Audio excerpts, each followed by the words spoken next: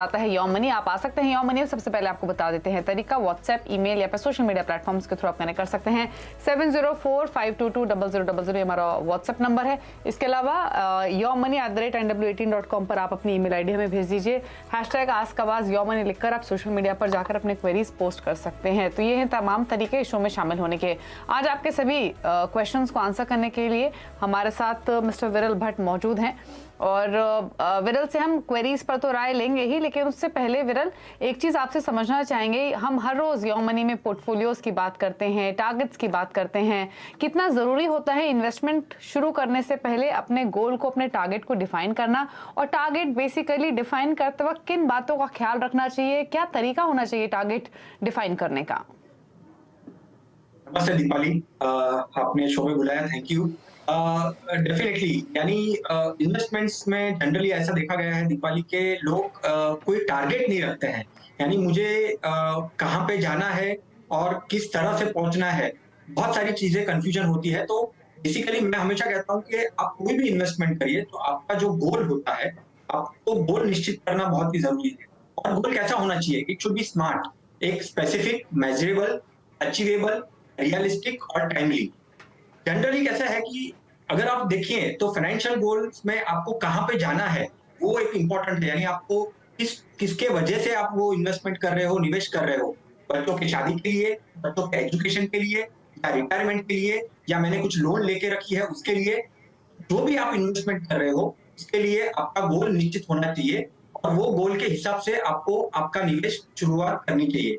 अभी mutual fund एक, ये भी एक काफी अच्छा इंस्ट्रूमेंट है कि म्यूचुअल फंड एक बहुत ही डाइवर्सिफाइड इन्वेस्टमेंट ऑप्शन है, जहां पे आपको आपके गोल्स के मुताबिक आप आपके जो निवेश है वो आप प्लान कर सकते हैं। तो एमएफ में डिफरेंट डिफरेंट कैटेगरी भी होती है, जहां पे जैसे मान के चलो आपका टाइम शॉर्ट टर्म है, राइट, आपको इमरजेंसी प्लानिंग करनी है, कंटीजेंसी प्लानिंग करनी है, तो उसके लिए डेट फंड है, लिक्विड फंड है। और अगर आपका टेन्योर लॉन्ग टर्म है, मोर देन 10 इयर्स है, रिटायरमेंट के लिए प्लानिंग करनी है, तो इक्विटी फंड है, उसमें भी different different solution oriented funds है।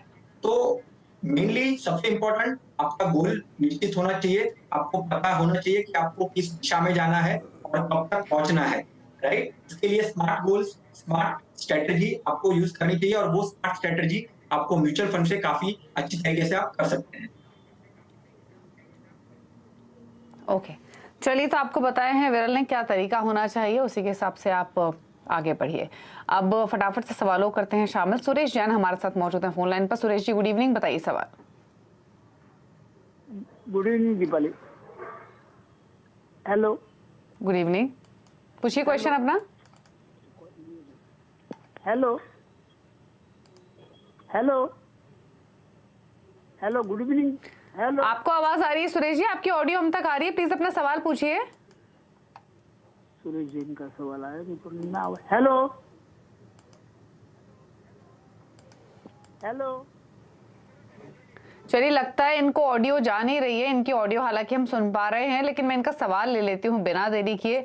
तो विरल, जो डिटेल्स इन्होंने दी हैं उसके हिसाब से रिटायरमेंट के लिए प्लानिंग करना चाहते हैं। उम्र इनकी 37 साल है। तो बेसिकली 15 साल में 5 करोड़ का टारगेट है। पोर्टफोलियो बनाना चाहते हैं, अभी फिलहाल इन्होंने बनाया नहीं है। तो जानना चाहते हैं कि किन फंड्स के साथ कितने अमाउंट की एसआईपी इनको करनी पड़ेगी अपने गोल को हासिल करने के लिए। दीपाली, यहाँ पे थोड़ी सी क्लैरिटी मिल नहीं रही है, बट डेफिनेटली एक रिटायरमेंट प्लानिंग करनी है तो उनका एक एक मैं यहाँ पे सिर्फ कहना चाहूंगा, जब भी कोई भी पर्सन रिटायरमेंट प्लानिंग के बारे में सोचते हैं तो उनको पहले उनका एक्सपेंसेस को टारगेट करना चाहिए कि कितने एक्सपेंसेस होंगे और जिस टाइम पे वो रिटायर होंगे, राइट, और जब तक वो जिएंगे तब तक के लिए वो कितना एक्सपेंसेस उनको लगेगा और वो एक्सपेंसेस के लिए कितना किटी, रिटायरमेंट किटी उनको लगेगा, वो रिवाइज कैलकुलेशन से वो कर सकते हैं। डेफिनेटली उनके दिमाग में कुछ तो टारगेट है और वो टारगेट के हिसाब से मंथली अमाउंट भी उनको निवेश करनी पड़ेगी और वो टारगेट अचीव करने में कितना वक्त लगेगा, कितना एक्सपेंसेस लगेगा, इन्फ्लेशन क्या होगी, लिक्विडिटी मिलेगी नहीं मिलेगी, वो सारी चीजों को ध्यान में रखकर उनको निवेश करना होगा। ओके, तो किन फंड्स के साथ ये शुरुआत कर सकते हैं? फिर फंड्स के नेम भी बताएंगे प्लीज। देखिए दीपाली, 5 से 6 फंड होने चाहिए। एक लार्ज कैप फंड रख सकते हैं, लार्ज एंड मिड कैप रख सकते हैं, फ्लेक्सी कैप रख सकते हैं। एक थोड़ा सा फ्लेक्सिबिलिटी मार्केट की वॉलेटिलिटी के हिसाब से एक डेट और इक्विटी का कॉम्बिनेशन भी रख सकते हैं, और अगर टाइम ज्यादा है, टेन्योर ज्यादा है, तो एक सेक्टोरियल फंड भी रख सकते हैं। 4-5 फंड्स का कॉम्बिनेशन बना के वो अमाउंट को डिवाइड करके वो एसआईपी कर सकते हैं। लेकिन विरल, अगर आप नेम्स भी सजेस्ट कर देंगे कैटेगरीज के साथ साथ तो इनको हेल्प हो जाएगी, क्योंकि अगर ये पोर्टफोलियो क्रिएट कर रहे हैं तो आई एम श्योर हो सकता है ये बिगनर हो, तो कैटेगरी से ज्यादा हेल्पफुल होगा अगर आप फंड्स के नेम बता दें। सो जैसे लार्ज एंड मिड कैप में मैं एडलवाइस का लार्ज एंड मिड कैप कहूंगा। फ्लेक्सी कैप में वो कैनरा फ्लेक्सी कैप से जा सकते हैं। हाइब्रिड कैटेगरी में वो आईसीआईसीआई का हाइब्रिड इक्विटी देख सकते हैं। सेक्टोरियल फंड्स में वो टाटा का बैंकिंग एंड फाइनेंशियल देख सकते हैं, और लार्ज कैप में वो निप्पॉन का लार्ज कैप फंड देख सकते हैं। ओके, चलिए, तो फंड्स आपके स्क्रीन पे भी हैं। Quant small cap, Tata large and mid cap, ICICI Pru India opportunities, Canara बुक ऑफ flexi cap, Nippon India banking. 40,000 के आसपास की एसआईपी आपको करनी पड़ेगी हर महीने। 5 फंड के आसपास आप रख सकते हैं, उस हिसाब से आप अपने अमाउंट को डिस्ट्रीब्यूट कर लीजिए।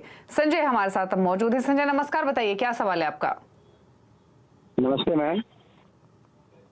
मेरी 22,300 की एसआईपी जा रही है पर मंथ में, जिसमें मिराय एसेट लार्ज कैप में 4,000 है, पराग पारिक फ्लेक्सी कैप में 4,000 है, कोटक एसेट एलोकेटर फंड में 2,000 है मैम। इसके अलावा एसबीआई स्मॉल कैप 2,000 है, एक्सिस मिड कैप 3,000 है, और यूटीआई फ्लेक्सी कैप में 3,000 है। और इसके साथ ma'am Franklin India US global opportunity fund में हमारा 30,000 का उसमें इन्वेस्टमेंट है। पीपीएफ में 11 लाख का है।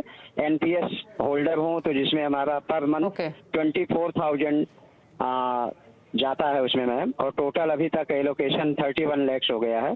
मेरा टारगेट 2037 में 2 करोड़ का है, और बीच में हमें 2025 में हायर एजुकेशन के लिए बेटी के लिए 2027 में मैम अप्रॉक्सीमेट 20 लाख चाहिए। तो कृपया सुझाव दें मैम कि ये जो फंड्स हैं ये क्या सफिशिएंट होंगे या इसमें हमें कुछ और फेरबदल करने की आवश्यकता होगी। Thank you ma'am. ठीक है, तो यानी आज से 5 साल बाद आपको 20 लाख चाहिए, और अब से ऑलमोस्ट 15 साल बाद आपको 2 से 2.5 करोड़ चाहिए, करेक्ट? Yes ma'am. और आपने जो ये फंड्स बताए हैं, काफी सारे फंड्स हैं आपके पास, कब से आप एसआईपीस कर रहे हैं इनमें? मैम इसमें हम एसआईपी कर रहे हैं 2015 में। एक तो कर रहे हैं एक्सिस लॉन्ग टर्म इक्विटी में, जिसमें अप्रोक्सीमेट 2.46 लाख में कर चुका हूं, और इसके अलावा जो है बाकी ये जो फंड्स हैं 2019 से स्टार्ट किया हूं मैम। अभी तक हमने 6 लाख 10 लाख 6.10 लाख कर चुका हूं, जिसकी अप्रोक्सीमेट वैल्यू 7.95 है। 8 लाख के आसपास का आपका एलोकेशन यानी म्यूचुअल फंड्स में है। 11 लाख प्लस का एलोकेशन, 30 लाख के आसपास का आपका ट्रेडिशनल इन्वेस्टमेंट्स में भी है। तो आपने सुना पीपीएफ, एनपीएस, सुकन्या समृद्धि योजना, सब जगह इन्होंने ट्रेडिशनल सोर्सेज भी चुने हुए हैं। मे बी ये उसको रिटायरमेंट प्लानिंग के लिए रख सकते हैं, क्योंकि डिसेंट इन्वेस्टमेंट्स हैं इनके वहां पर। अब सवाल ये है कि 23,000 रुपए के आसपास की इनकी एसआईपीस चल रही हैं। फंड्स इनके पास मेरे ख्याल से 8 हैं इन एसआईपीस के लिए। तो पहले तो इस पोर्टफोलियो के बारे में आपकी राय विरल क्या रहेगी? कुछ चेंजेस करना है, छोटा करना है या नहीं है, इसी के साथ कंटिन्यू करें? और दूसरी इंपॉर्टेंट बात, आपसे 5 साल बाद 20 लाख का टारगेट है और 15 साल बाद 2 करोड़ का। दीपाली जी, एक तो डाइवर्सिफिकेशन काफी अच्छा है इनका, तो डेफिनेटली अगर आप ओवरऑल डाइवर्सिफिकेशन देखिए और उनके जो टारगेट्स देखिए, तो डेफिनेटली वो काफी अच्छी तरीके से वो अचीव कर सकते हैं। अगर मैं मान के चलूं कि 5.6 लाख का जो अभी उनका निवेश है वो 5 साल में उनको 20 लाख का वो टारगेट चाहिए। हालांकि वो टेन्योर काफी कम है, 14-15% के आसपास अगर वो इक्विटी में से उनको रिटर्न मिलता है तो वो अचीवेबल हो सकता है। एसआईपी से 23,000 की एसआईपी है, ऑलमोस्ट 1.3 करोड़ वो अचीव कर सकते हैं। पीपीएफ से अराउंड वो 40 लाख अचीव कर सकते हैं, और एनपीएस भी वो अगर रेगुलर कर रहे हैं टिल रिटायरमेंट तक अगर वो करेंगे तो 1 करोड़ के आसपास का वहां से भी 15 इयर्स में करेंगे। दिक्कत एक यही है, काफी सारे फंड्स हैं। मैं यहाँ पे कुछ सजेशन देना चाहूंगा उनको कि वो फंड्स चेंज कर सकते हैं कि नहीं। एक तो एक्सिस लॉन्ग टर्म इक्विटी को चेंज करके वो कैनरा टैक्स सेवर में वो शिफ्ट हो जाए, क्योंकि उनका कुछ परफॉर्मेंस काफी टाइम से नहीं पिकअप हो रहा है। और एक कोटक का कोई एसेट एलोकेटर फंड नहीं है, शायद से वो मल्टी एसेट के बारे में बात कर रहे हैं, तो वो एक्चुअली वो मल्टी एसेट एक आईसीआईसीआई का मल्टी एसेट फंड है, उसमें शिफ्ट करे। कंसोलिडेटेड करे, पोर्टफोलियो को थोड़ा छोटा रखे और ये फंड्स जो मैंने कहा है उसमें वो चेंज करके ये स्ट्रेटजी में वो अच्छी तरीके से वो अचीव हो सकता है उनका टारगेट। ओके, तो यहाँ पर कुछ पोर्टफोलियो के बारे में आपको राय दी गई है, थोड़ा सा इसको सेग्रीगेट कर सकते हैं। Axis long term equity, Kotak multi asset allocator, ये फंड्स जो है इनसे स्विच कर सकते हैं। 2-3 नाम आपको सजेस्ट किए गए हैं, बाकी आप कंटिन्यू कीजिए अपनी इन्वेस्टमेंट्स को, आप डिसेंट फंड्स एक्यूमुलेट कर लेंगे। महेंद्र हैं हमारे साथ अब फोन लाइन पर। महेंद्र जी नमस्कार, बताइए क्या सवाल है आपका? नमस्कार madam, my question is I am having two question. One is 25,000 rupees I am having per month available for next 5 months, which I can invest in the mutual funds or equity market. And second is I am having 5 lakh rupees, which is available with, which can be used by after 5 years. 25,000 की SIP आप monthly basis पे करना चाहते हैं अगले 5 साल के लिए? Yes, madam. और आपका गोल अगले 3 साल में 5 लाख रुपए का, सही बात है? No.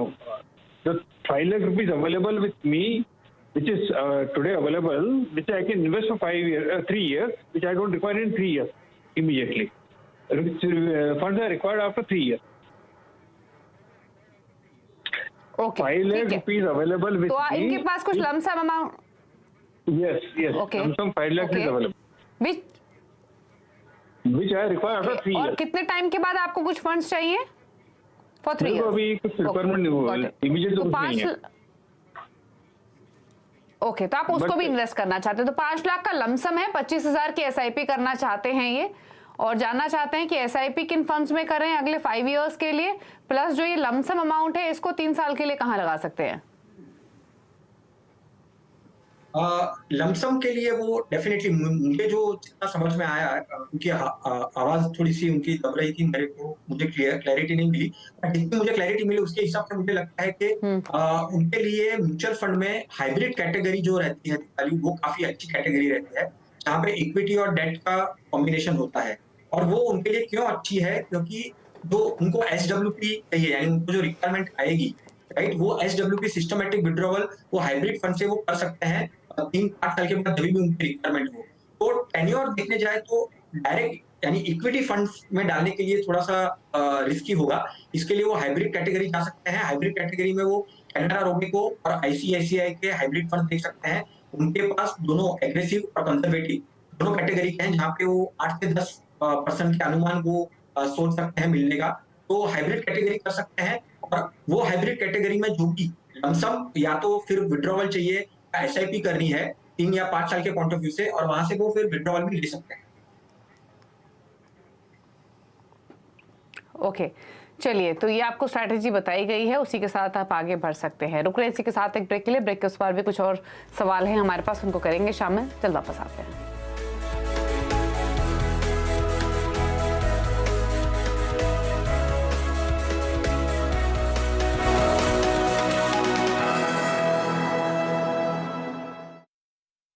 नई कार तुमने पिछले हफ्ते नासा ने अंतरिक्ष के कुछ अनोखे नजारे दुनिया के सामने पेश किए। ब्रह्मांड की high resolution images James Webb space telescope से ली गई और इन तस्वीरों की खूबसूरती ने ही आवाज एंटरप्रेन्योर को फिर इंस्पायर किया है कि आपके सामने भारतीय स्पेस टेक की झलक पेश की जाए। स्पेस टेक्नोलॉजी में इस तरह की हो रही तरक्की से यूनिवर्स के कई राज सामने निकल कर आ रहे हैं। इंडस्ट्री भी तेजी से बढ़ रही है। ग्लोबल लेवल की बात कीजिए, 2018 में ये स्पेस इंडस्ट्री $360 बिलियन की थी, जो 2026 तक $558 बिलियन तक बढ़ने का अनुमान है। इसके मुकाबले भारत की स्पेस टेक इंडस्ट्री पर नजर डालिए। 2020 में लगभग $10.4 बिलियन का यह मार्केट था और अगले 4 सालों में ये यानी कि 2024 तक $50 बिलियन तक पहुंचने का अनुमान है। इस समय ग्लोबल स्पेस मार्केट का सिर्फ 2 से 3% हिस्सा भारत के हाथ में है, लेकिन पिछले 2 सालों से जिस तरह से स्पेस टेक में निजी दरवाजे खुल रहे हैं, आंकड़े यहां पर निवेश के बढ़ते दिखाई दे रहे हैं। इसरो के साथ 60 से ज्यादा स्टार्टअप्स रजिस्टर हो गई हैं। भारत में अकेले 120 कंपनियां हैं जो स्पेस टेक में काम कर रही हैं। इन्वेस्टमेंट पर ध्यान दीजिए, 2020 में यह आंकड़ा $22.5 मिलियन डॉलर का था और 2021 में यह बढ़कर 67.2 मिलियन डॉलर पर आया, यानी कि एक ही साल में 198% से ज्यादा की ग्रोथ। इन कंपनियों में शामिल कई अनोखे नाम हैं जिन पर आपकी नजरें होनी चाहिए। कौन कौन से हैं वो इंडियन स्पेस टेक प्लेयर्स जो आगे बढ़ने वाले हैं? देखिए वो नाम। ध्रुवा स्पेस, यहां पर अब तक करीब 6.85 मिलियन डॉलर तक का इन्वेस्टमेंट आया है। स्काई रूट एरोस्पेस में 17 मिलियन डॉलर तक का इन्वेस्टमेंट आया है। इसके अलावा जो और अग्रसर कंपनियां हैं उनमें आंकड़े और भी बढ़ते हुए दिखाई देंगे। अग्निकुल है, इसके अलावा पिक्सेल जैसी कंपनियां हैं और ये आंकड़े देखिए। अग्निकुल ने अब तक करीब 14.5 मिलियन डॉलर का फंड रेज किया है। 33 मिलियन डॉलर से ज्यादा का निवेश पिक्सेल में आया है।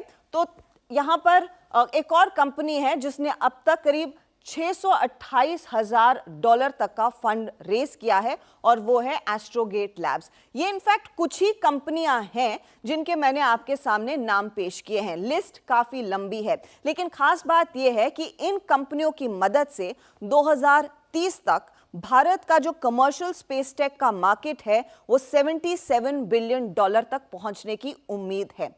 स्पेस टेक में उभर रहे इन्हीं मौकों पर आज हमारा फोकस है और मेरे साथ हैं अग्निकुल कॉस्मोस के co-founder and CEO Srinath Ravichandran और साथ ही पिक्सेल के founder and CEO Awais Ahmed. आप दोनों का ही स्वागत है and welcome back to Awaaz entrepreneur. पिछली बारी जब आपसे बात हुई थी उसके बाद आप दोनों की कंपनियों में काफी कुछ बदला है और आजकल तो of course everyone's going giddy looking at दो स्पेस वेब इमेजेस। तो जितना एक्साइटमेंट स्पेस फैंस के बीच है, आई एम श्योर उससे ज्यादा या ट्रिपल एक्साइटमेंट आप दोनों की कंपनियों में और इंडिविजुअली होगा।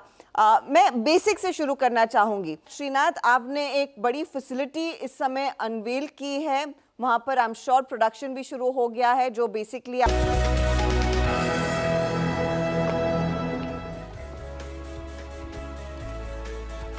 देख रहे हैं यो मनी। विरल भट्ट हमारे साथ मौजूद हैं क्वेरीज को आंसर करने के लिए। फटाफट से कुछ ईमेल के थ्रू जो सवाल हमें मिले हैं उनको कर लेते हैं शामिल। प्रदीप ने एक सवाल भेजा है, मौजूदा SIPs जो इनकी चल रही हैं वो 17,000 के आसपास की हैं और 18 साल इनका टाइम होराइजन है। इनको हाई रिस्क हाई रिटर्न की जानकारी चाहिए। जानना चाहते हैं कि हाई रिस्क हाई रिटर्न वाले स्टॉक्स कौन से होते हैं, कितना रिस्क होता है, कितना रिटर्न मैक्सिमम एक्सपेक्ट कर सकते हैं। कुछ ELSS फंड्स भी इनको चाहिए। तो बेसिकली इनको पोर्टफोलियो जो बनाया हुआ है उस पर रिव्यू भी चाहिए, प्लस जानना चाहते हैं कि एडिशन कैसे कर सकते हैं, लमसम करनी हो तो, SIPs करनी हो तो। इंपॉर्टेंट ये है कि बहुत ज्यादा क्लटर्ड इनका पोर्टफोलियो है। इनके पास छोटी छोटी SIPs हैं लेकिन SBI small cap, Aditya Birla small cap, HDFC small cap, Tata digital India, HDFC mid cap opportunities, Axis flexi cap, long term asset tax saver, small cap के बहुत ओवरलैपिंग है इनके पोर्टफोलियो में। तो पहले तो इनके पोर्टफोलियो को थोड़ा सा ठीक कीजिए, फिर बताइए कैसे अपने गोल को हासिल कर सकते हैं। प्रदीप जी को ये एडवाइस रहेगी कि पहले तो जो वो 17,000 की जो SIP कर रहे हैं वो 18 साल में ऑलमोस्ट 1 करोड़ 30 लाख के आसपास वो अचीव कर सकते हैं उनका टारगेट। डेफिनेटली जैसे कहा आपने दीपाली, 6 to 7 फंड्स का पोर्टफोलियो होना चाहिए, उससे ज्यादा फंड नहीं होने चाहिए पोर्टफोलियो में, क्योंकि उसको रिव्यू करना, उसको एक बार देखना और वो सब चीज बहुत ही दिक्कत पड़ी रहती है। तो उनके पोर्टफोलियो के इसमें पहले तो मैं 4 फंड ऐसे बताऊंगा कि उनको उनमें से निकलना चाहिए। एक तो है Aditya Birla small cap, HDFC small cap, axis long term equity और निप्पॉन का फोकस्ड इक्विटी। और कौन से फंड को रिप्लेस करना चाहिए, कॉन्ट का जो स्मॉल कैप है उसमें उनको रिप्लेसमेंट करनी चाहिए। PPFS का जो टैक्स सेवर फंड है वो उनको शामिल करना चाहिए और कैनरा रोबेको का फोकस फंड। तो जो कैटेगरी है, डेफिनेटली कैटेगरी उनकी सब सही है, बट ओवरलैपिंग काफी हो रहा है। इसके लिए कुछ फंड से निकल के कुछ फंड्स को ऐड करना काफी सही रहेगा। ओके तो यानी थोड़ी ओवरलैपिंग कम कीजिए अपने फंड्स पोर्टफोलियो में। 18 साल में 1 से 1.5 करोड़ का रिटर्न, 1.5 करोड़ तक का रिटर्न आप पा सकते हैं। 6 से ज्यादा क्लटर्ड करने की जरूरत नहीं, छोटा पोर्टफोलियो रखिए। किन फंड से निकलना है, किनको आप ऐड कर सकते हैं, वो तमाम डिटेल्स आपके अपनी स्क्रीन पर पढ़ सकते हैं, उनको नोट डाउन कर लीजिए। Quant small cap, Parag Parikh, tax saver, Canara Robeco focus equity, इन फंड्स को आप ऐड कर सकते हैं। जो स्मॉल कैप के 2-3 फंड्स आपने लिए हुए हैं उसको थोड़ा सा कम कर दीजिए। आदित्य बिरला सन लाइफ के small cap fund, HDFC small cap fund से बाहर निकलिए, यही सजेशंस हैं। अगला सवाल लेंगे और हमें अगला सवाल भेजा है सचिन ने। 41 साल इनकी उम्र है, 10 साल में 1 करोड़ का टारगेट है। फिलहाल इनके पास एक ही प्लान है टाटा का, life insurance Fortune pro plan है, जहां पर मंथली 3000 की SIP चल रही है। तो फिलहाल इनके पास म्यूचुअल फंड पोर्टफोलियो नहीं है। तो 10 साल में अगर करोड़पति बनना है तो पोर्टफोलियो कैसे बनाएं? सचिन जी को 10 साल में अगर करोड़पति बनना है तो 45,000 की SIP करनी पड़ेगी, जो वो 5 से 6 फंड में डिवाइड कर सकते हैं। इडलवाइज का लार्ज एंड मिड कैप रख सकते हैं, कैनरा का फोकस्ड फंड रख सकते हैं, बैंकिंग फाइनेंशियल यहाँ से काफी अच्छे दिख रहे हैं, तो निपॉन का या तो टाटा का बैंकिंग फाइनेंशियल फंड देख सकते हैं। फ्लेक्सी कैप कैटेगरी में वो कॉन्ट का फ्लेक्सी कैप देख सकते हैं, और एक बैलेंस फंड भी रख सकते हैं जो ICICI का हाइब्रिड इक्विटी। तो ये 5 फंड या 5 से 6 फंड मैक्सिमम वो उसमें डिवाइड करके वो 45,000 की SIP कर सकते हैं। और टाटा का जो एक फंड है उसमें मैं दीपाली जी उनको कहना चाहूंगा कि आई थिंक यूलिप प्लान है, यूनिट लिंक इंश्योरेंस प्रोडक्ट, और इंश्योरेंस और इन्वेस्टमेंट को मेरी सलाह ये रहेगी कि वो मिक्स ना करे, बहुत ही लंबी अवधि तक रखना पड़ता है। म्यूचुअल फंड का एक सबसे एक अच्छा बेनिफिट ये होता है कि वो लिक्विडिटी भी देता है और टैक्स एफिशिएंट भी है, और जब भी आपको लगता है कि आपको कुछ ऐसे गोल्स जो नियर बाय गोल्स है वो आपको इसके लिए वो यूटिलाइजेशन करना है तो काफी अच्छी तरीके से कर सकता है। और वही सामने यूलिप जो है वो थोड़ा सा रिस्ट्रिक्टिव है, आपको 15-20 साल तक उसको कंटिन्यू करना पड़ेगा, फिर उसका आपको अच्छी तरीके से बेनिफिट मिल सकता है।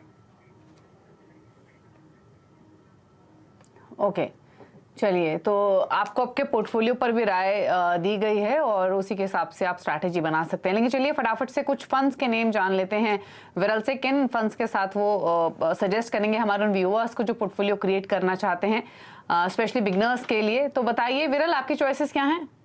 4 फंड मैं यहाँ पे सजेस्ट करूंगा। एक तो मैंने जैसे कहा कि बैंकिंग और फाइनेंशियल्स यहाँ से काफी अपबीट लग रहा है, यहाँ पे मूवमेंट काफी अच्छी दिख रही है, तो यहाँ से अगर लॉन्ग टर्म टारगेट है और इक्विटी म्यूचुअल फंड्स में करना है तो एक निपॉन का बैंकिंग फंड देख सकते हैं। पराग परीक्षा टैक्स सेवर, अगर आपकी रिक्वायरमेंट है टैक्स सेवर में तो पराग परीक्षा टैक्स सेवर फंड देख सकते हैं।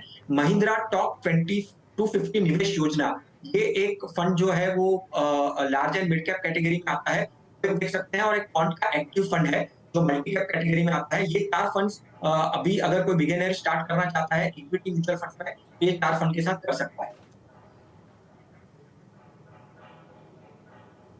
ओके, चलिए, तो ये फंड्स नोट कर लीजिए, निपॉन इंडिया बैंकिंग, पराग पारिक टैक्स सेवर, साथ ही क्वांट एक्टिव फंड्स के साथ आप कर सकते हैं निवेश की शुरुआत। शुक्रिया विरल आने के लिए शो में और अपने व्यूज, सभी क्वेरीज पर अपनी चॉइसेस हमारे व्यूअर्स को बताने के लिए। उसी के साथ यो मनी में इतना ही, लेकिन खबर लगातार जारी है CNBC आवाज पर, ब्रेक के उस पार भी। नमस्कार।